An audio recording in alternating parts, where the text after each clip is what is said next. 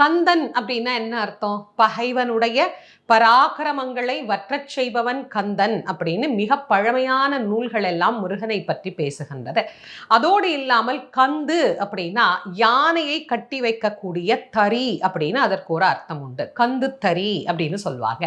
அது மாதிரி ஆன்மாக்கள் அனைத்தையும் ஒன்றாக கட்டி வைக்கக்கூடியவன், அதனால் அவனுக்கு கந்தன் அப்படிங்கிற ஒரு திருநாமம் உண்டு. கந்தன் நம்ம எல்லாருக்கும் தெரிந்த அற்புதமான பெயர். அந்த பெயரிலேயே எவ்வளவு படிக்கிறோம்? கந்த சஷ்டி கவசம், கந்த குரு கவசம், கந்தர் கலிவெண்பா, கந்தர் அலங்காரம், கந்தர் அந்தாதி.